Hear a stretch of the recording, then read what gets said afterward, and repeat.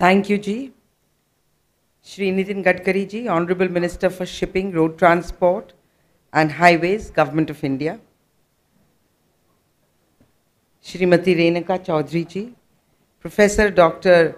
Vishwanath Karad Ji, Shri Rahul Karad Ji, Shri Rajesh Tope Ji, Shri Rajiv Gupta Ji, Shri Dattatreya ji, mayor of Pune और सम्मानित मंच, क्षमा कीजिएगा मैं सबका नाम नहीं ले रही हूँ, इतनी लंबा नाम लेने में तो मेरा भी वक्त खत्म हो जाता बोलने का. And ladies and gentleman, young ladies and young gentlemen of India who want to join governance and take this forward, take the good governance policies of this country forward. Thank you so much for conferring this award on me, the Maitreyi Award. मैं बहुत बहुत शुक्रगुजार हूँ आपकी. मुझसे कहा गया था कि आप इस विषय पर बात करें, from your journey from Bollywood, which I would like to say is the Hindi film industry, to politics. तो अगर आप लोग मेरी कहानी सुनना चाहते हैं तो मैं संक्षेप में सुना देती हूँ. फिल्मों में मुझे बहुत श्रेय मिला, वो भी मैंने बहुत लेट शुरू किया काम, क्योंकि मैं अपने बेटे को बड़ा कर रही थी और मुझे लगता है कि बच्चों के लिए माता का घर पर रहना बहुत ज़रूरी है. तो जब तक वो 15 साल का नहीं हुआ तब तक मैंने काम नहीं किया. उसके बाद भी भगवान ने मुझे बहुत कुछ दिया, लेकिन मेरा रुझान कहीं ना कहीं इस देश में क्या हो रहा है उसकी तरफ बढ़ता गया. मैं भी एक फौजी की बेटी हूँ. मेरे फादर कर्नल थे आर्मी में, अभी भी हैं, वो रिटायर्ड हैं. 102 साल उनकी आयु है. मेरे लिए उन्होंने वोट डाला था और मैं भगवान से प्रार्थना करती हूँ कि उन्हें और दीर्घ आयु मिले. मेरी माता एक बहुत ही लिबरल लेडी थी, जो चाहती थी कि बेटी बेटे से किसी चीज़ में कम नहीं और हर चीज़ में हिस्सा लेना है. तो मैंने और मेरी बहन ने बहुत साल भारत के लिए, इंडिया को रिप्रेजेंट किया. बैडमिंटन में बहुत सारे अवार्ड्स जीते. मेरी सिस्टर ने टीम को कैप्टन किया. She is an arjuna award winner and she has one bronze medal at the Commonwealth games, Asian games. तो बहुत सारी ऐसी उपलब्धियाँ. मैंने एमए करी है इंग्लिश लिटरेचर में, उसने एमए करी थी हिस्ट्री में. और मेरी माँ चाहती थी कि मैं पढ़ लिख कर फॉरेन सर्विस में या आईएएस में जाऊँ, जो अक्सर पंजाब में पढ़े लिखे माँ बाप के ये रुझान रहता है कि हमारा बच्चा ये करे. लेकिन कहीं ना कहीं मेरा रुझान ड्रामेटिक्स की तरफ था और ड्रामा से मैं फिल्मों में मेरा रुझान हो गया.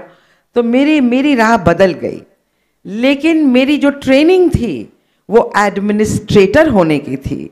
इसलिए, और जो पंजाब में घटनाएं घटी जब मैं जवान हो रही थी, जब वहाँ पर टेररिज्म आया, जब वहाँ पर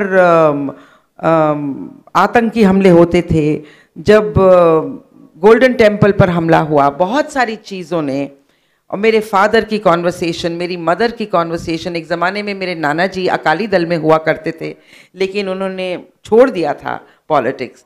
तो ये सारी बातें सुनते सुनते मेरा रुझान पॉलिटिक्स की तरफ होता गया.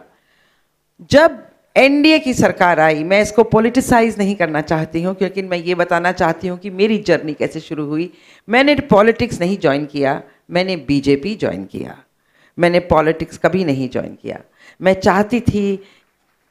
चाहती थी कि मैं एक आवाज़ बनूं गुड गवर्नेंस के लिए.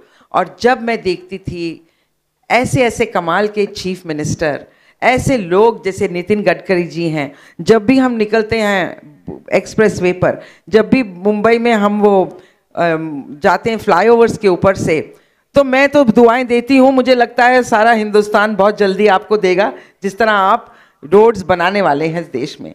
तो मैं गर्व से कह सकती हूँ कि जब 2009 के चुनाव हो रहे थे, तो बहुत सारी चीज़ें टीवी पर, आपको पता ही है चुनाव के वक्त एक पार्टी दूसरे के अगेंस्ट बोलती है.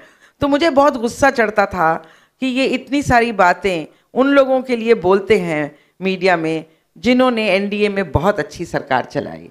तो मैंने एक दिन आधी रात को चुनाव के बीच में प्रतिभा अडवाणी, जो मेरी जानकार थी, उनको फ़ोन किया और कहा मैं पार्टी ज्वाइन करना चाहती हूँ. अरुण जी जेटली जी आ रहे थे मुंबई, उन्होंने मुझे पार्टी ज्वाइन करवाई.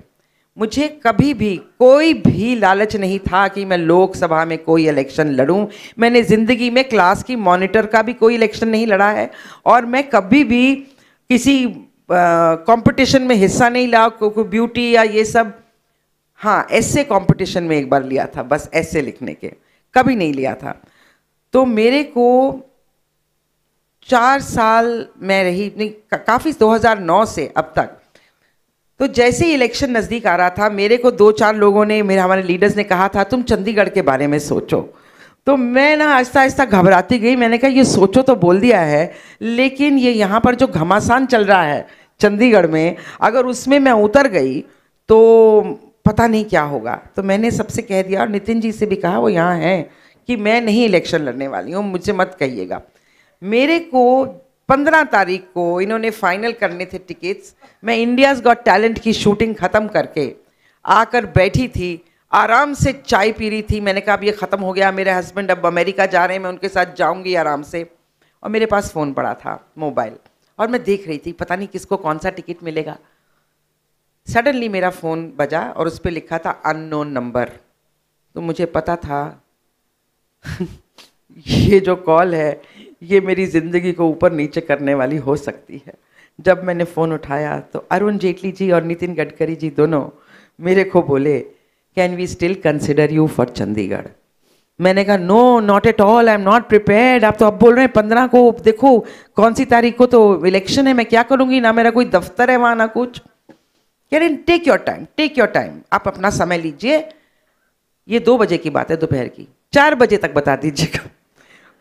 पूरी जिंदगी का मेरे को निर्णय करना था 2 घंटों में, बिकॉज मेरे लिए ये 360 डिग्री टर्न होने वाला था।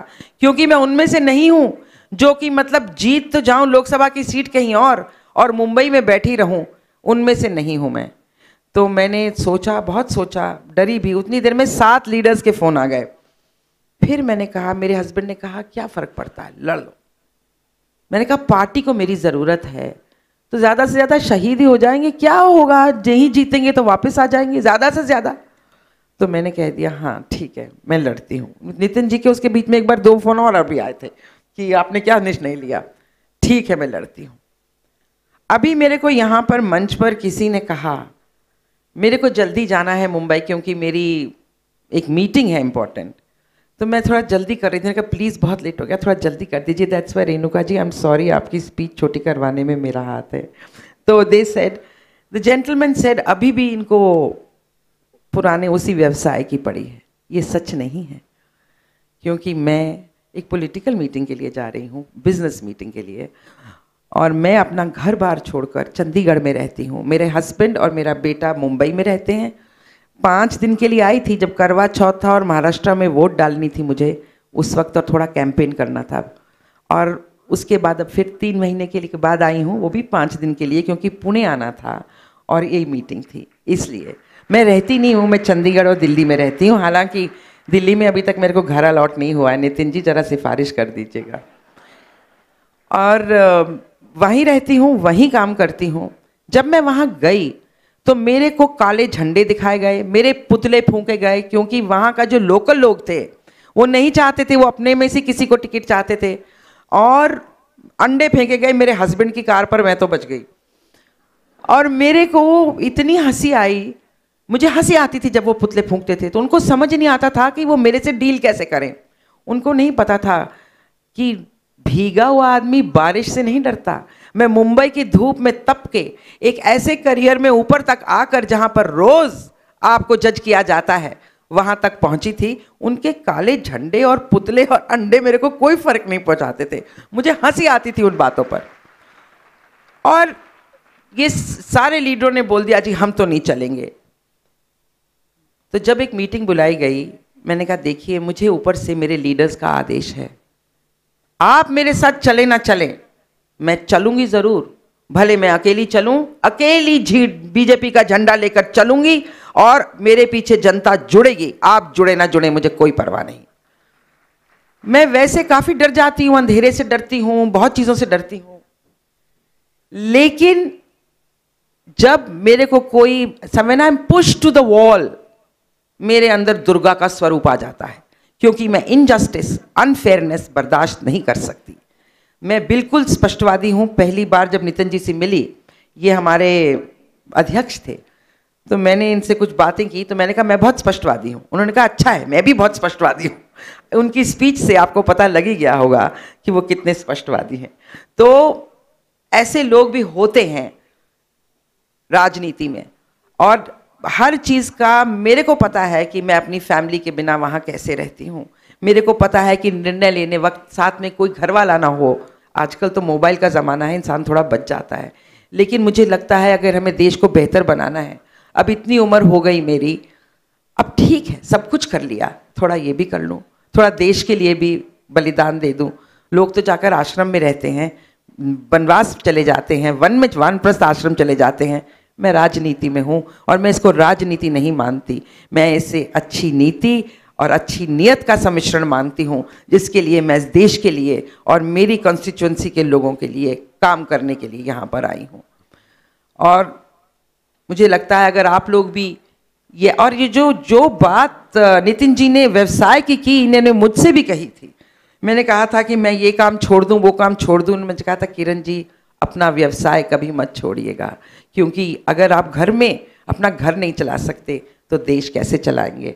तो I'm very much influenced by him, and it is a great honor for me today to receive this award from his hands, because he's one of the ministers I respect very, very deeply and who has shaped my political career. If he had not given me the encouragement to go ahead and speak the way I wanted to on television, in debates, wherever, I don't think I would have reached this position. And if he had not laughed and told me, सोच लीजिए, can we consider you for Chandigarh, तो शायद मैं आज यहाँ पर आपके सामने ना खड़ी होती। तो बहुत बहुत धन्यवाद। आपको यही कहना चाहूँगी that follow your dream, but follow it with ethics, follow it with truth, follow it with honesty of intent. You will get there. And let me tell you, if you're talented and if you're devoted, nobody can stop you, nobody. इसलिए go ahead, follow your dreams, and this country needs clean politics, good governance. Go ahead and contribute to it. Thank you so much. Thank you.